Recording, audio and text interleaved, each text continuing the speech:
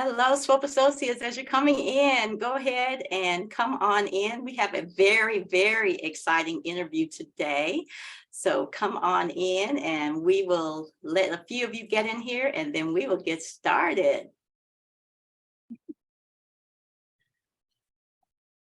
All right, here they come. So everybody's getting ready for a Super Bowl. Go Chiefs. Yes, go Chiefs. We have so many things going on around here, door decoration contest, all that kind of thing today. So it's Black History Month in the midst of Chiefsville. Yeah. All right. So we're going to get started here any second. Hopefully you have been joining us for the Black History Month Lunch and Learn series. Last week we had Alvin Brooks, and that was an exciting conversation. You have so many great stories to tell. Exactly. And so as a result of that, we're actually going to be getting his book. Oh, good. Having a book club because of all the stories he told. They were just so juicy. You want to learn more. So I have already started the process of doing a book club for him. Oh, wonderful. Wonderful. All right. So it is 12:02 now, Swope Associates, and we will get started with week 2 of our Black History Month Lunch and Learn series. So today I am joined by none other than Gwendolyn Grant, who is the CEO and president of the Urban League of Greater Kansas City. So we are so excited to have you here today with us, Gwendolyn. And first of all, just tell us just a little bit about you. Just a little bit about you. Well, born and raised in Kansas City, Missouri. I lived 1 year outside of Kansas City. I took a position with the YMCA in Jackson, Mississippi, but otherwise I have spent my entire time here in Kansas City. I grew up on the East Side, attended KC public school system, and graduated from Westport High School. I attended Park University and then completed my executive MBA degree at Rockhurst University. Okay, so would you have ever imagined just growing up in Kansas City that you were going to be here most of your adult life? No, I didn't. I thought I'd probably leave and relocate to another city. My daughter, upon graduating from high school and going to college, chose to attend Clark Atlanta University, and she's never been back since then. I mean, she comes home to visit, but I believe she made her college choice based on where she wanted to live. And so I spend a lot of time, in Atlanta with my daughter and my grandchildren, but I did not expect to be here this long, and I plan not to live here when I retire from the Urban League. I totally understand that. I'm a transplant from Tulsa, Oklahoma, so I definitely understand that. So you have been doing this position for since 2021? No, 2000 and what? I've been CEO since 2001. 2001. So that is going on the 20 what years? I'm not doing my math right here, 22. but 22 years. That's exactly how long I have been with Swope Health. So did you start out in a leadership position there? How did you start even with the Urban League? So actually I started with my Urban League career it spans quite a long time. I worked at the Urban League from 86 to 89. And then I left and went to work at Metropolitan Community Colleges system for 5 years. I managed the Pioneer campus of Penn Valley for the 5 years that I was employed at MCC. And then I returned to the Urban League in 1995 as vice president, then promoted to senior VP, then executive VP, and then president and CEO. All right. So what brought you to the Urban League in the first place, the first time that you were there? What brought you to the Urban League? Well, I was engaged with the Urban League for my first career. I was a YMCA professional. So that's why I relocated to Jackson, Mississippi to lead a YMCA there. But I certainly was not a good fit for Jackson, Mississippi. I hated it. I'm like, oh my God, what am I doing here? This totally does not align with who I am as a person, as a Black person, growing up in a household where there was a lot of value placed on having power and being unapologetically Black and fighting for equality and justice. To be in a place like Jackson, Mississippi was really quite, I feel like I had just taken many steps backward, into the dark ages. So when I returned to Kansas City from leading the YMCA in Jackson, Mississippi, I was already involved with the Urban League before I left. And so when I came back, Bill Clark, who was my predecessor and mentor, actually, said, hey, come over here and work at the Urban League. And I took that in 1986, and I took it was like a community affairs position with the Urban League. And I did that for 3 years and then went to MCC. Then I got a call from Bill Clark in 1995 saying, hey, it's time for you to come home. It's time for you to really be focused in this work that of being at a civil rights and social services organization, and to bring your skills and talents here. And so I did, and it was probably one of the best, if not, it is the best decision, career choice I've ever made, because it was what he said to me when we were talking, because the position that I had at MCC, you had a great benefit package. The salary was, wasn't great, but it was okay at that time. And he said to me, well, I was asking him about salary and benefits, and he said, well, Gwen, what is your freedom worth? And that question was so powerful, because it was, what is your freedom worth? You get to come to work at a Black-facing, Black-led organization and show up every day authentically Black, not having to assimilate into a broader culture, and to work on behalf of our people. He, when he said that, I was totally in, 100% committed. I left MCC and came here to the Urban League, and that's where I've been, since. So were you the first woman leader of the Urban League? The first female for this affiliate. Okay. People may not be aware, but the Urban League of Greater Kansas City is an affiliate of the National Urban League. We are one of approximately 90 affiliates serving 37 states and the District of Columbia. And so, but for our affiliate, I am the first female to serve as CEO. Wonderful. So does Kansas have an affiliate as well? No, well, there is an affiliate in Kansas, but it's in Wichita.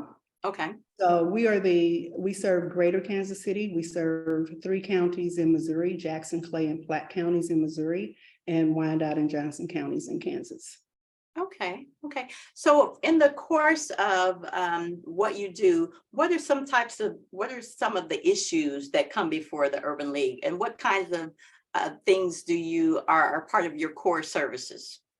Well, I'll do the core services first. So the Urban League we're a data-driven organization. So, we conduct research, we publish the State of Black Kansas City Quality Index, and that report every 2 years. So we're in the process now gearing up to publish the 2023 State of Black Kansas City. And all of our program services are designed on a platform of focusing on 5 key areas of economics, education, health, social justice, and civic engagement. Okay. So when you look at our program offerings, you will see programs that are designed to address the disparities that we report on through our equality index. So with regard to education, we operate college and career readiness programming, academic tutoring supports. We have a parent education and empowerment center where we work side by side with parents. We provide one-on-one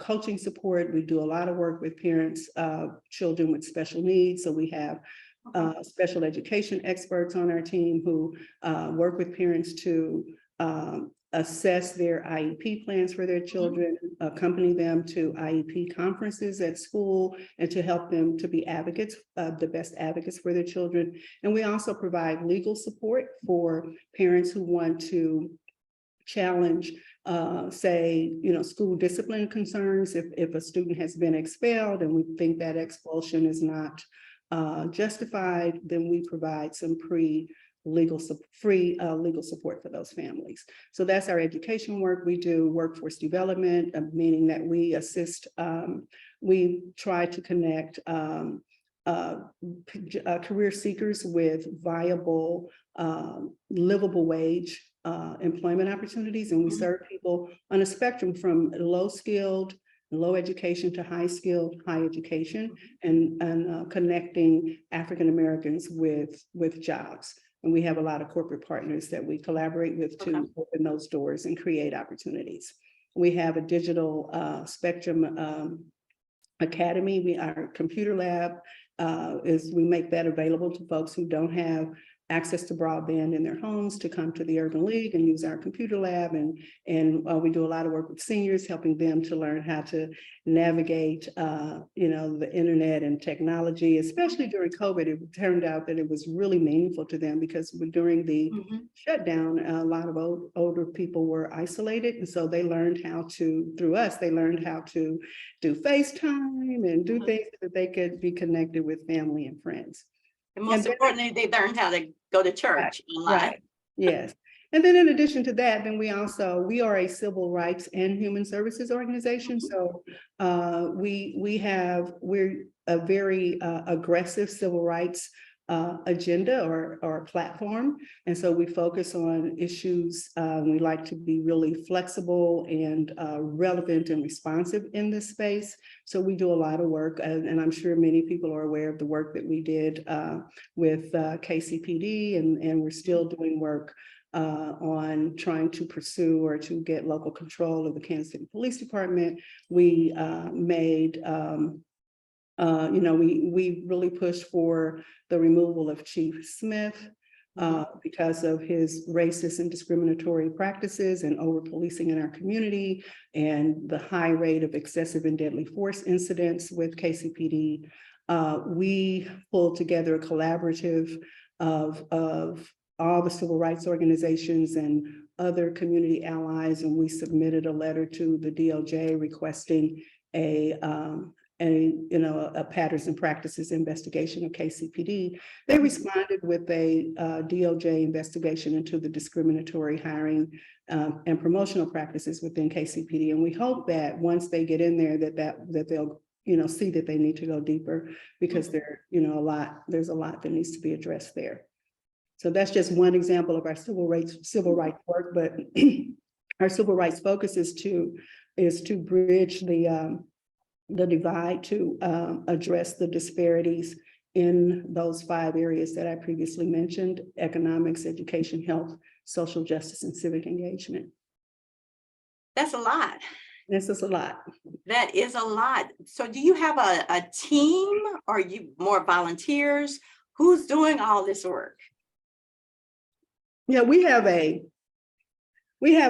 mighty team of talented staff at the Urban League, which is different. Also, that provides that's another unique, something that's unique about the Urban League as a civil rights organization.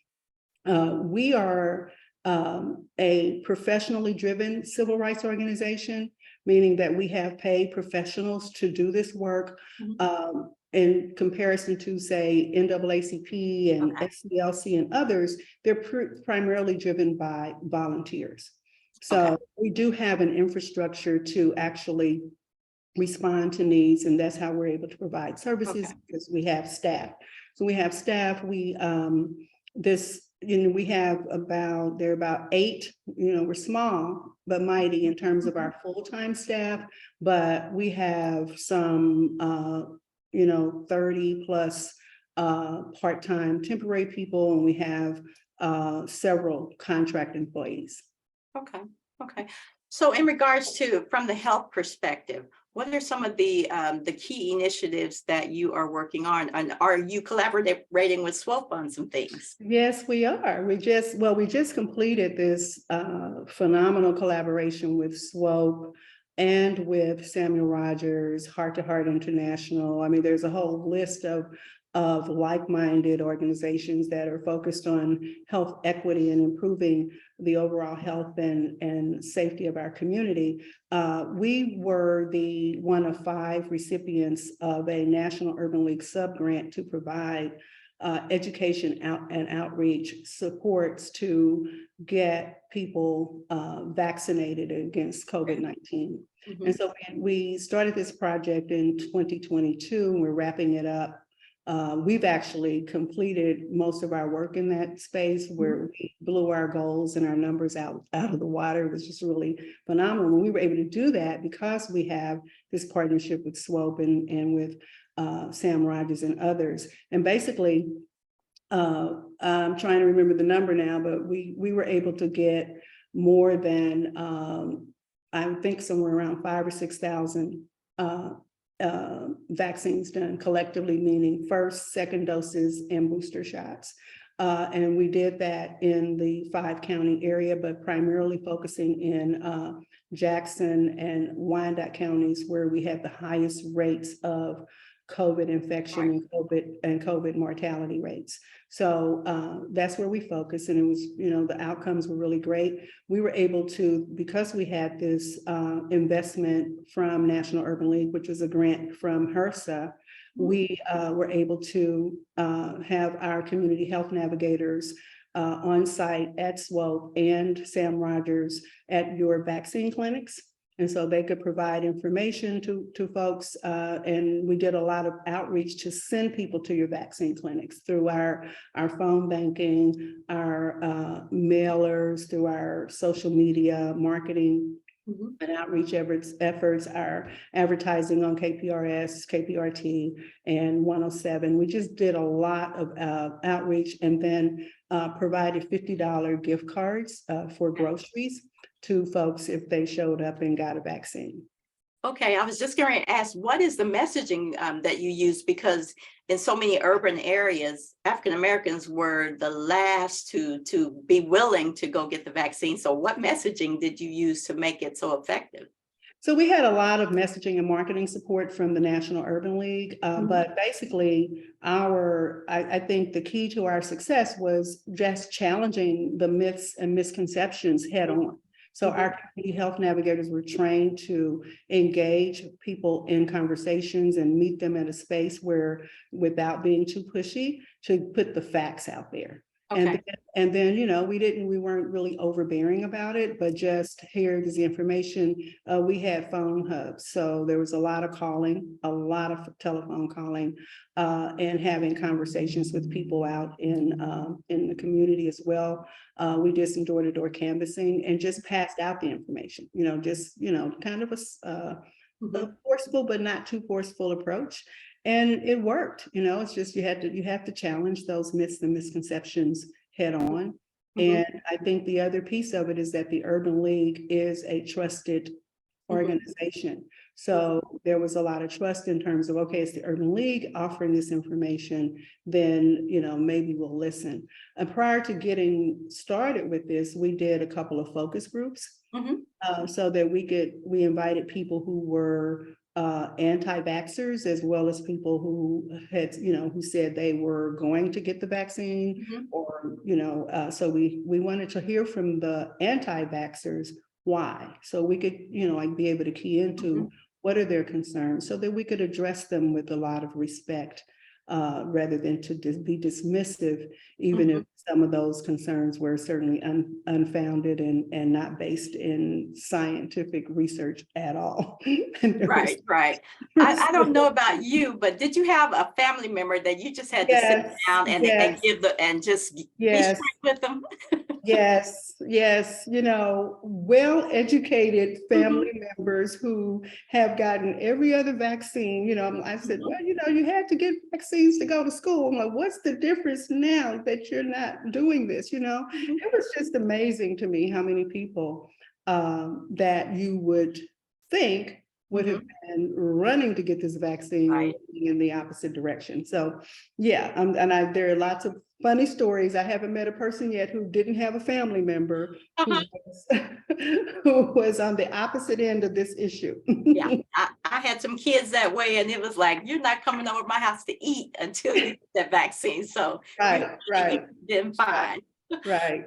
Wow. So it sounds like you already really had an impact there, and that's wonderful. So let's go from there to education. And what are some of the biggest challenges going on right now that the Urban League has an impact on related to education? Well, I think I want to, talk about this in the context of our civil rights focus, Okay. I mean, so what we're extremely concerned about right now is this nationwide assault on public education. Right. And this, where you have state legislatures across the country and right here in Missouri passing bills to pretty much censor our access to Black history, anything that relates to diversity, equity, and inclusion, all conflating it with CRT, which has nothing to do with anything that's taught in K-12 school systems. And just as, so we're very much concerned about that and beginning to build our work around how are we going to respond to and be advocates for protecting the freedom of local school districts to determine their curricula, and to be encouraging that we get our school systems to be much more focused on teaching American history authentically, the real American history that includes the Black experience in America from slavery to today. And so, like we push back on like, this is Black History Month, and of course we celebrate it. But when I talk about it, there is no such thing. There's no separate Black history. This is American history, and we've been left out of it. And so we need to talk about the real history of this country, and we need to make sure that it's taught in our schools, K-12, and that there are also curriculum offerings in higher education. So public education is under assault. If you paid attention to what Governor DeSantis did a few Fridays ago when he banned the AP, the college AP Advanced Placement African Studies program. And so what we have going on here in the state of Missouri is very similar. That I'm looking at legislation where they would ban anything related to CRT, the 1619 project. They just pretty much label all of the Black studies and anything that speaks to racism or discrimination. They don't want that in the curriculum. So that's one of the major things that we're beginning to gear up for, to begin to do some work locally on that, as well as nationally through the National Urban League. Okay, you threw out an acronym I didn't know. CRT? Yeah, CRT is race theory. It's a term that is the color race theory. Yeah. Okay, right. okay, Yeah, gotcha. Right. And it's something that was born actually in higher education through the academy and higher education, primarily in law schools. Just so looking at it's critical race theory, and it's looking at what the impact of laws and how racism and systemic racism shows up in the legal frameworks. It has nothing to do with any type of course curricula in K-12 at all.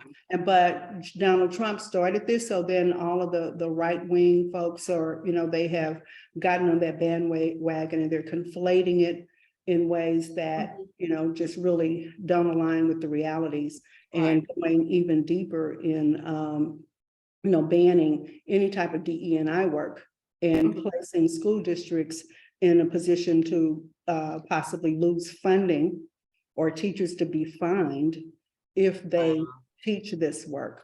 I heard a horrible story on one of the networks last week after DeSantis made that decision. A teacher in a school in Florida talked about how the school has come in to her, and she was a reading resource teacher, and she teaches about 60 kids a day who are behind in reading. And she said that the administration came into her classroom and removed all of the books. Wow. So, if that's they removed all the books and left her only with the school text. So when you're teaching children to read and they're struggling with their reading, one of the most important things you can do is to get them excited about reading, is to have a number of reading options and books in the library. So she had all these books, and basically they would do their lesson, and then they would, after that lesson, be able to go and pick out a book that they'd like to read. So now those books have been removed, and all the books in the school have to be screened by one person who will go through these books and rate them based on the content of, like, if there's anything about LGBTQ in the book. Right. So they can't have the word gay in the book. They can't have lesbian, transgender, any of those words in a book. They can't have anything about that, that relates to race and racism. So this person, one person without any objectivity of even having a team of people review the books, gets to do this. But can you imagine how that sets the system back if you have one person who has to go through and read all these books and rate these books?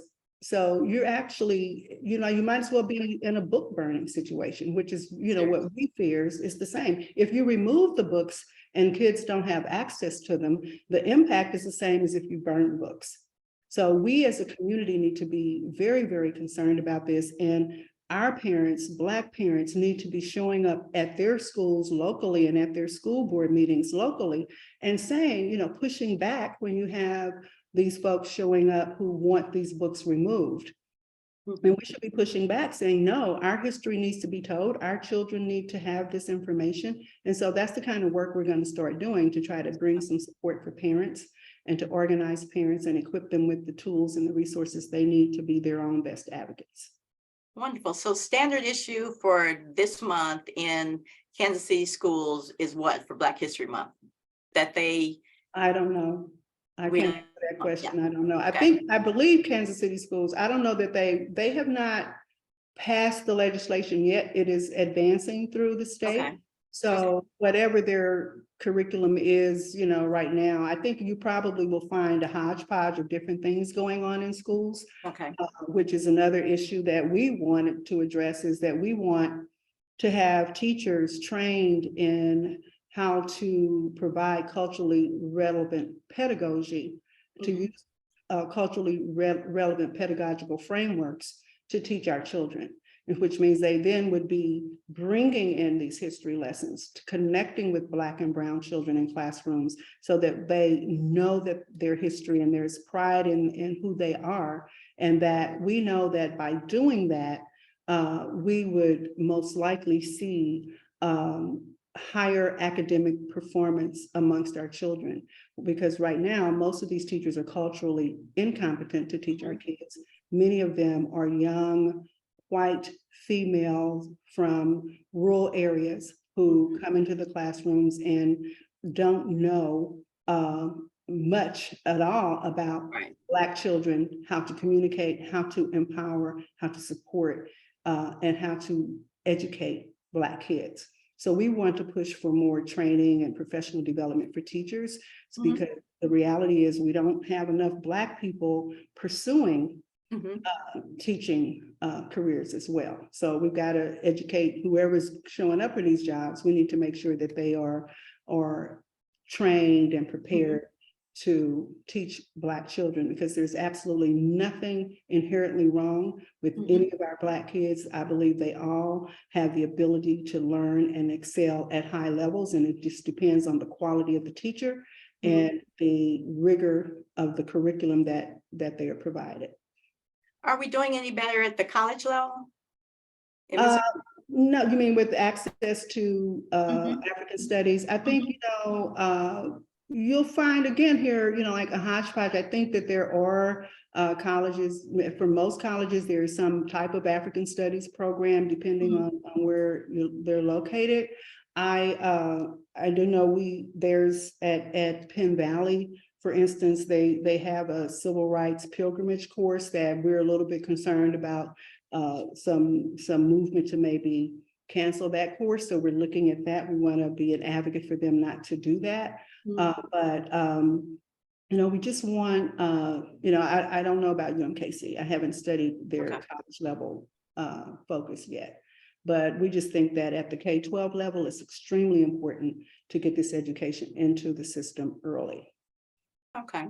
So as far as education is concerned, there's not only that need at the level where they're teaching children, but there are lots of corporations and organizations in the area who are very culturally incompetent. So do organizations reach out to you for any kind of assistance in that area? Yes, they do. This year, we will be launching a Race Equity Institute where we will be doing a lot of work with corporate entities around how, equipping them with the skills and training to be more effective in their DE&I practices. So we'll be having training for DE&I professionals. We already do, we do 2 to 3 cohorts of civil rights educational journeys where we take civic and community leaders and philanthropists to Montgomery, Alabama, visit the Equal Justice Initiative's museum from slavery to mass incarceration, and the Peace and Justice Memorial, which is their lynching, the museum that tells the history of lynching in America. And we take them to Selma, Alabama, take a walk across the Edmund Pettus Bridge, engage in a lot of dialogue around this learning process, a lot of reading, pre-reading, post-reading, and engagement. So we're looking forward to having this launch. Hopefully in the second half of 2023, we'll get it off the ground, and we'll be doing a lot more intentional work in the corporate sector and philanthropy and law enforcement, education. All of these industries will be targeted. Okay. Now let's move on to social justice. First of all, were there any issues before you even got in the space of the Urban League that were really just kind of personally you felt led to lead or to jump in there to try to make a difference on?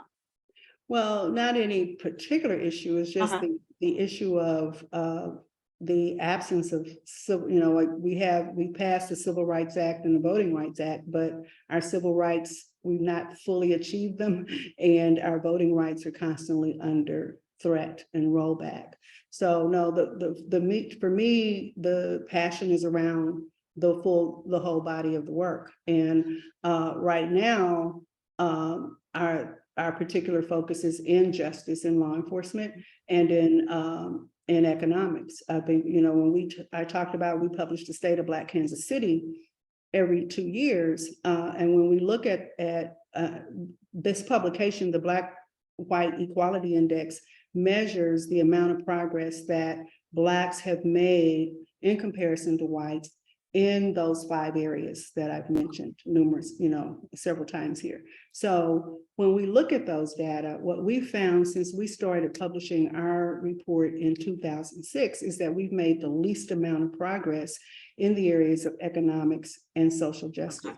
In fact, in those areas, when we compare our progress to whites, we've seen a lot of either stagnation or regression. And so that's where we're really trying to focus.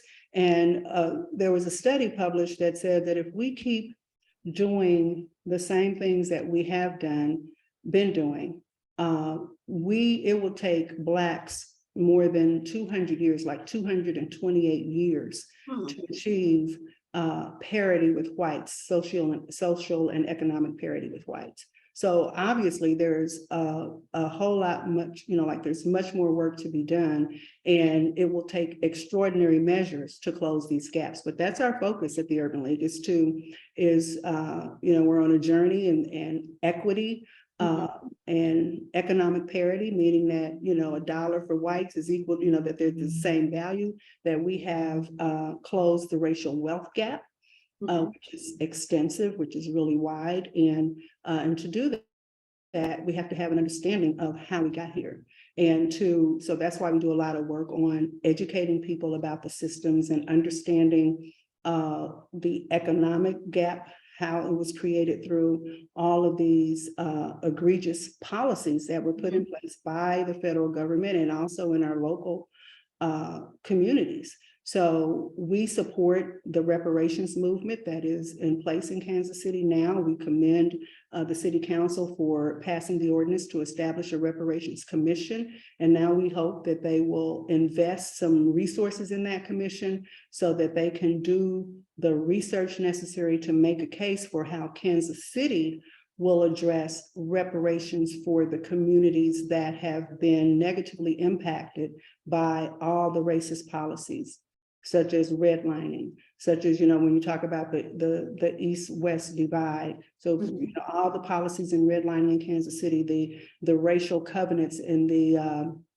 in real estate that would not allow Blacks to live in certain communities, the concentration of people of color in distressed communities and policies that have been, the outcomes of which have been very, very harmful. The education policies, the school desegregation, the employment practices locally. So a lot of times people push back on when we say reparations and folks go, well, how do we know that you are the descendant of slaves? So, we don't have to get into that debate. All we need to do is repair the damage that was done. Let's go with contemporary policy. So we know that Black people have been discriminated against. We have been isolated in these communities. We have been intentionally locked out of access to the economic infrastructure of this country that we built. So we want to be able to research that as it relates to Kansas City and provide empirical evidence and therefore make a case for the city to invest resources to repair the harm. So we're very supportive of that work, and we'll continue to share stories and education and data to help make that case.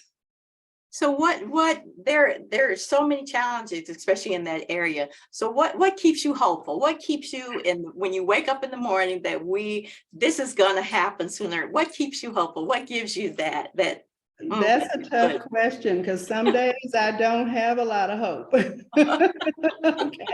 all I can tell you is that it's a lonely place where I live with this work, but I think, it's my calling. I know I can't imagine not doing it. And I feel like I'm blessed to be able to serve my community in this way and to have the resources to do it. So I don't complain about it. I just, hey, it is what it is. And there's oftentimes you feel like you're not making progress. And then, you get a phone call or a note from someone, some words of encouragement that'll come from a place you never would have imagined. And that helps to give you that, that little push you need on those days when you need it. But, we're making some progress. And so you have to find those things that uplift you when you're doing this type of work. But it's very frustrating on more days than it isn't. Oh, I understand. Wow. So when it comes to some of the things that we're faced with from police killings and those kinds of things, you're working on the one thing with the police department that we have local control, right? How's that moving along? Well, I am currently I filed a lawsuit.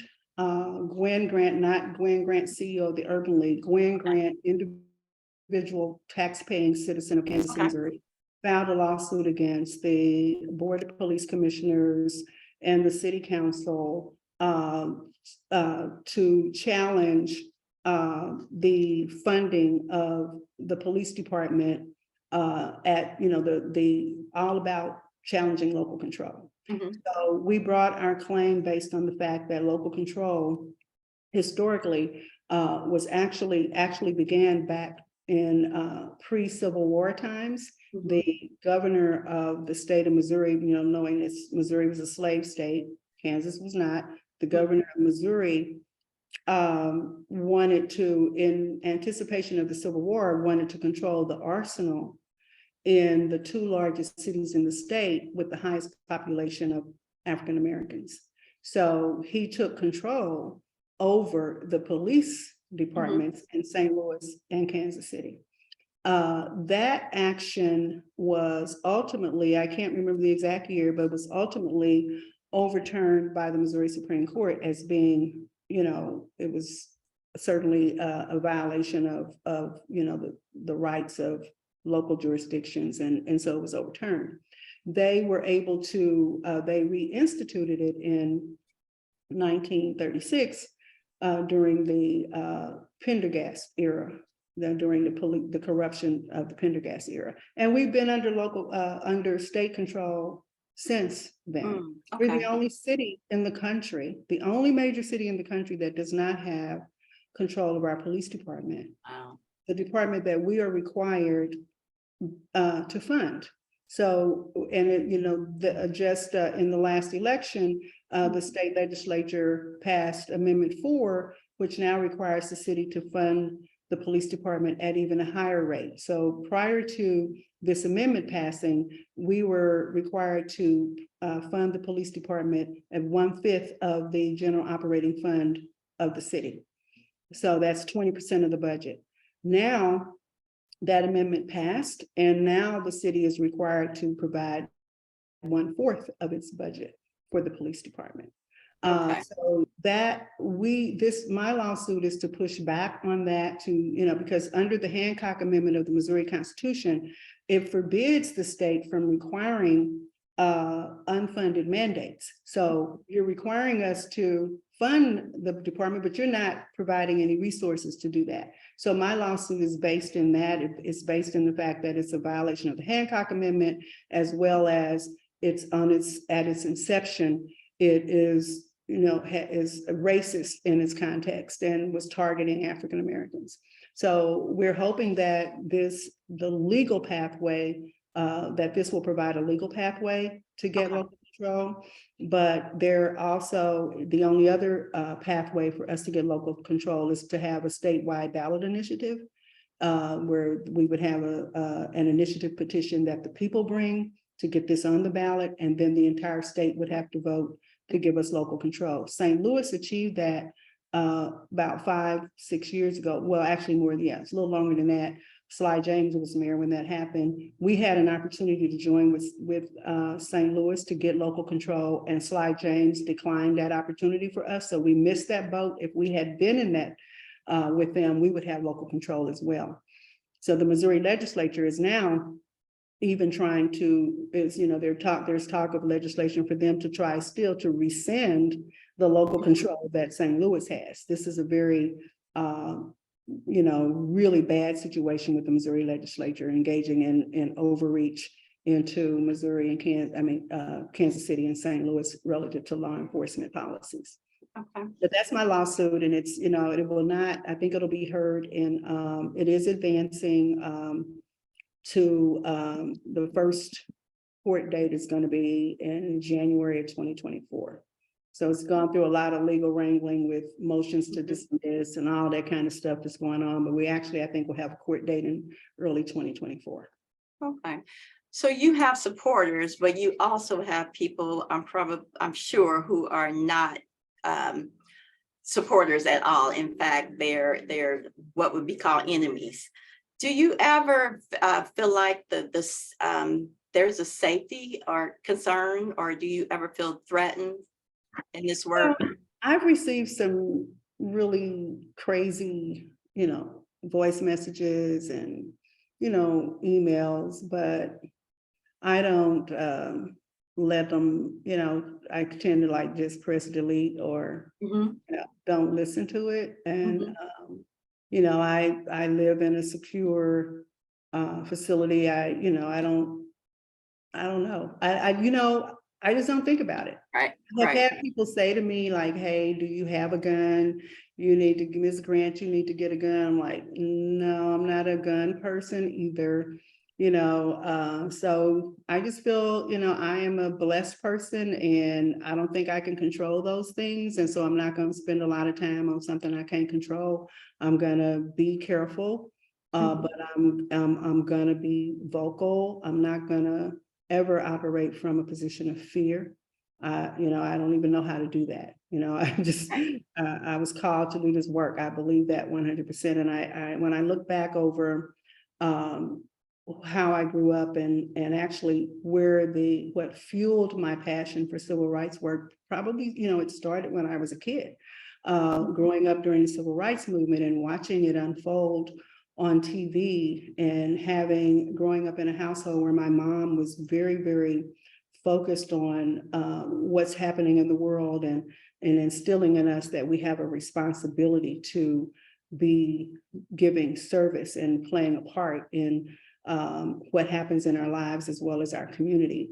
And she made us read a lot. We watched the news stuff a lot. We talked about it a lot. We engaged in dialogue, at home. And so when Dr. Martin Luther King was assassinated, I wanted to travel to Washington, D.C. for the Solidarity Day event that they held in the aftermath of his assassination, where they had to go in and shut down the tent city that he had established there when they did the Poor People's Campaign.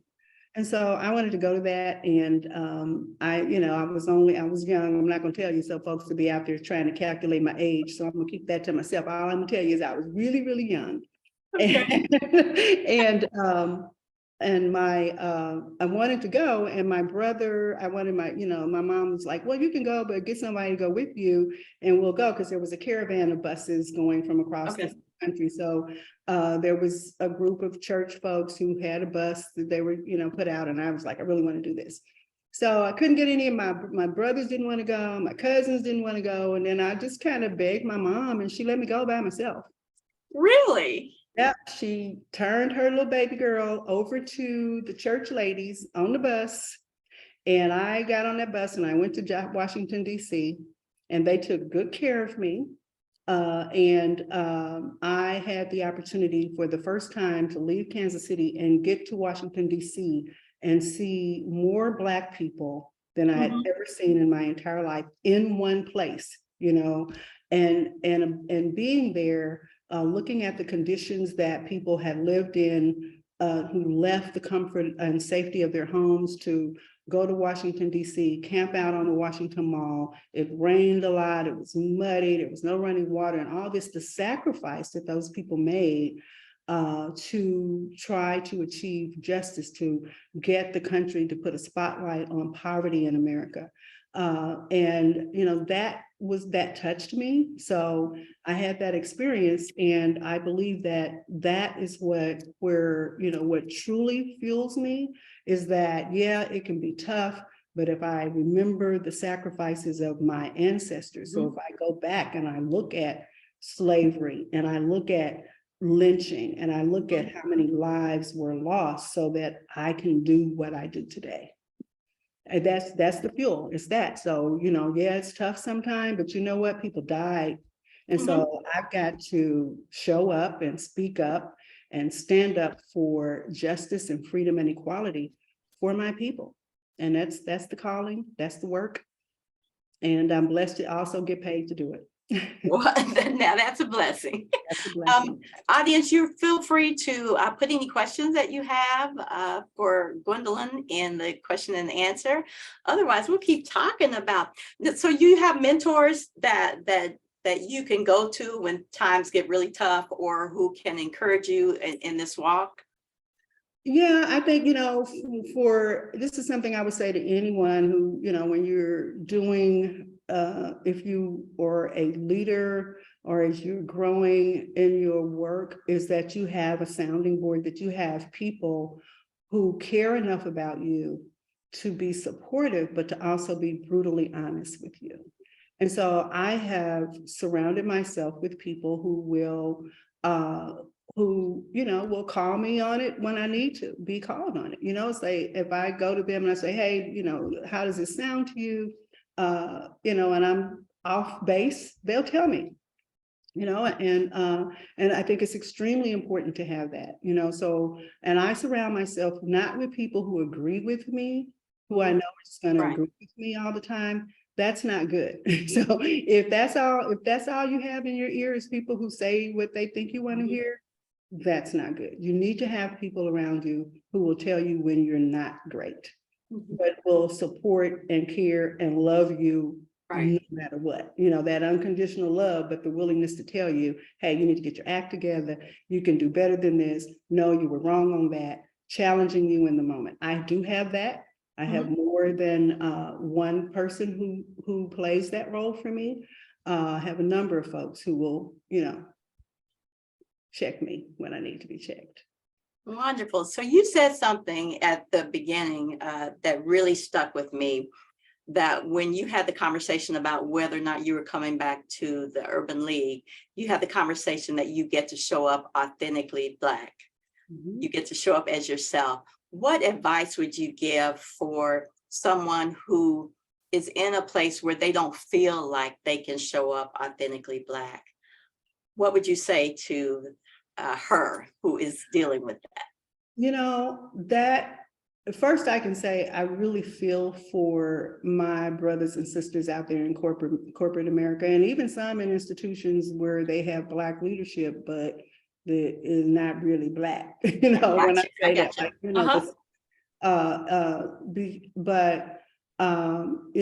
what I say is that when I taught leadership and when our leadership development courses, one of the things I taught was a couple of things about how to become happily employed and how and leading without power. Two of the courses that I really put a lot into, because I think it's really important for people to know that they have power and they need to know how to use their power, irrespective of whether or not, or regardless of whether or not they have a title, right? So people can have titular power, but then there's that other power that we all have. And it's something that you have to tap into and know that you have it and know how to use it. But what I would say is that there's nothing more important than being happily employed. And so I was never willing to work anywhere where I was miserable. So I'm not willing to show up in any job, so I navigated those, when I worked at, say, MCC, when I worked in the YMCA, organizations that are predominantly white, I navigated those situations, but when they became untenable, when they became a place that was of discomfort for me, or I was working with a boss that, I couldn't deal with, I moved on. I made that choice to protect me. So, I would say to folks, there's always that dynamic of, yes, you got to have a job, you got to earn income, you got to take care of your family, you need benefits. Those are the realities. And so what I say to folks is to always be working to build your financial security so that you have the power to walk away when something is totally not, it's just not for you, right? And so, but in addition to that, I would say to find allies, sounding boards here again, people that you can unload on with and talk to in safe spaces. And I would also say find ways to challenge that system. And sometimes that means reaching out to people who can say stuff that you can't say. That's why you have a civil rights organization like the Urban League. Don't be that Black person who aligns with white folks and fears strong Black leadership. That's why we exist. The Urban League exists as a civil rights organization, not to make white people comfortable. Our job is to disrupt racist systems wherever they exist. So if we're challenging systemic racism, which has serve to the advantage of whites at the disadvantage of Blacks, there's going to be a whole lot of white discomfort. Right. You can't necessarily say that in your workplace, but I can. Right. So, you reach out, share evidence. Because we are, we're going to be about, doing the research, validating the issues, and then, challenging them. And we've done a lot of that kind of internal work with, when folks bring issues, if it's a valid issue, it's a civil rights issue, we'll address it. I think you've really answered this question that actually came up, that what advice would you give future CEOs or founders? I think you have answered that in what you said. But we have a few seconds here. Let's just talk about what your dream is for the future, as far as the Urban League is concerned, or any personal goals that you really are driven to achieve. Well, when I took the helm at the Urban League, the one thing that I promised the person, my predecessor, who was my mentor, who actually groomed me for this position, and we had a succession plan, and that's how I became CEO. The commitment that I made to him was that I would leave the Urban League better than I found it. And so that's the journey. While I work on civil rights issues and quality programming in the organization, also, how is it going to be better when I pass the mantle to the next leader? And so I've been able to do that. We have a lovely facility with a perpetual rent-free lease. I've grown the budget, all those types of things. And so now I'm trying to wrap that up with a really solid infrastructure of highly talented staff. And then, I don't want to give, but I'm ready to pass that mantle real soon. So, but that's the vision that I have, is that the next person, the person who succeeds me, is that that I have poured enough into the people on my team so that they can bring strong leadership and service in our community, and that I play a role with my board of identifying a successor who will make sure that they take the Urban League to the next level. So my vision is that, we will continue to be a very strong, highly relevant civil rights organization that our community knows is not afraid to challenge any racist system. And that we will, stand strong, we will stand in the breach, we will represent our community, and we will stand alone. I have done that numerous times. And that's the other thing about leadership, is that it requires courage, and as well as humility and integrity. But many times I've had to take a lonely stance, but it's for justice. And, so it's not about the edification or growing, Gwen, it's about the fight for freedom and justice and equality. So I would say to anyone who wants to be a CEO or the founder of something, is that you have to be a servant leader. So study what servant leadership is. And servant leadership is about putting service and community first, and not elevating yourself. Because if you do that work, you then will be uplifted. But let your work, let your deeds, let your service speak for you. And that's what the message that I would have for anyone who aspires to great leadership. Well said. It has really been my pleasure to have this conversation with you.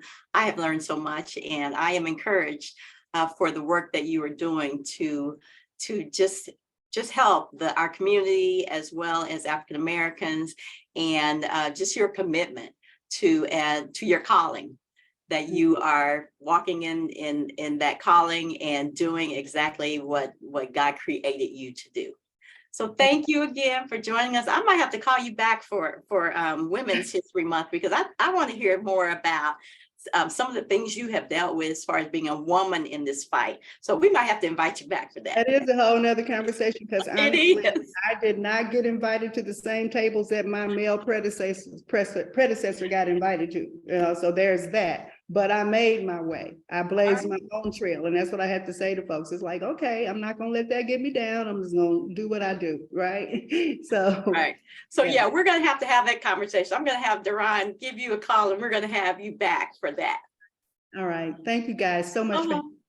Have a great day. And if you're listening, just use your personal power to make a difference every day. Thank you. So join us next Wednesday. We will have another guest. And again, thank you so much, Gwendolyn, for being a part of our Black History Lunch and Learn series. Thank We'll you. see you. Bye-bye. Bye-bye.